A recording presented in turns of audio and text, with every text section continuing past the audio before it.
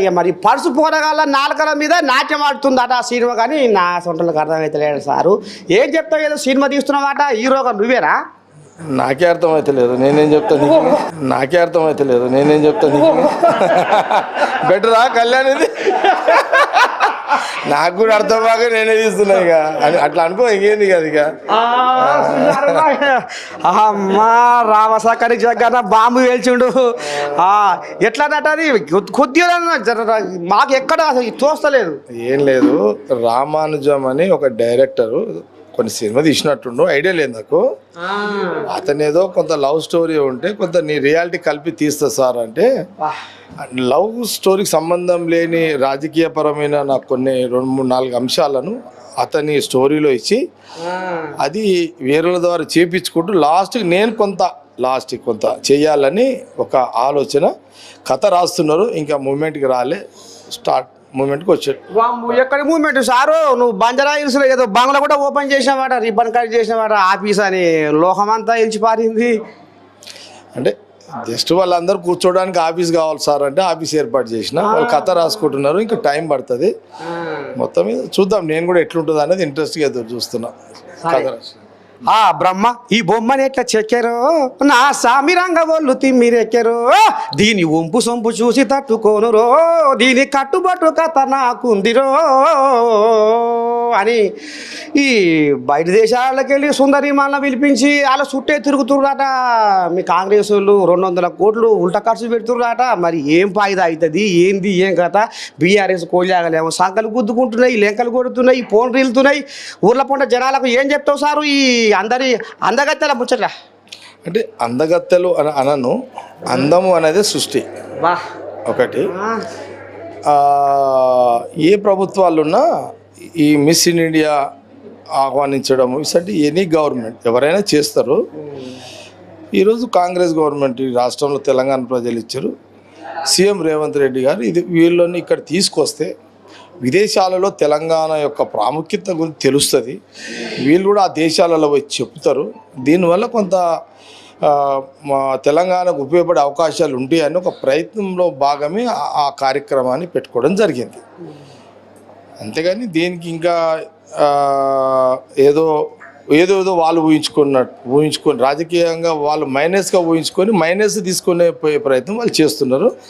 ఇప్పుడు అనేక మంది వాళ్ళు మిస్ ఇండియాకి సంబంధించిన ఆడవాళ్ళందరూ వచ్చారు ఇక్కడికి.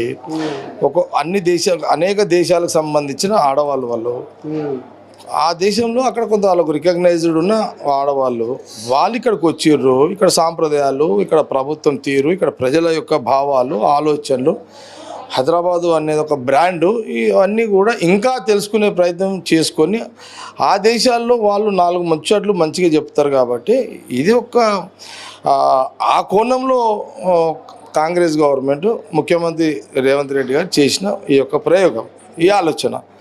దాన్ని వాళ్ళు తప్పుడు బుర్రలు అని చెప్పి అవతల తప్పుడు బుర్రలుగా చేయడం తప్పు అనేది కాంగ్రెస్ పార్టీ వాదన.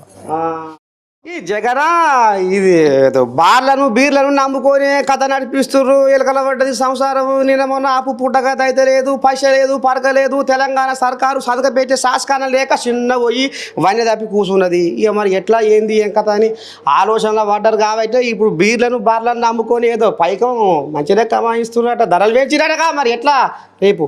అంటే ఈ తాగుడు అనేదే ఎవరు నేర్పింది కాదు. ఏదో కాంగ్రెస్ గవర్నమెంట్ వచ్చి నేర్పిందో లేకపోతే కేసీఆర్ నేర్పిండో అట్లనే ఇది కాదు కదా.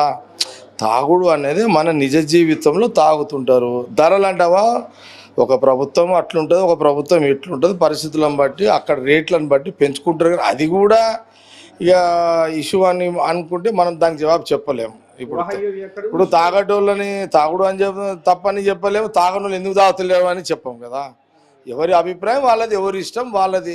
ప్రభుత్వం అన్నప్పుడు కొంత జిమ్మెదారిగా ఉంటుంది. కాబట్టి వాళ్ళకు ఏ ప్రభుత్వం ఉన్నా, ఏ పార్టీ ప్రభుత్వంలో ఉన్నా పరిస్థితులను తగ్గట్టు ధరలు పెంచుతారు, తగ్గిస్తుంటారు. ఇది మామూలే. ఇది ఇప్పుడు ఏదో రాజకీయంగా ఏదో మాట్లాడాలి కాబట్టి వాళ్ళు మాట్లాడుతున్నారు.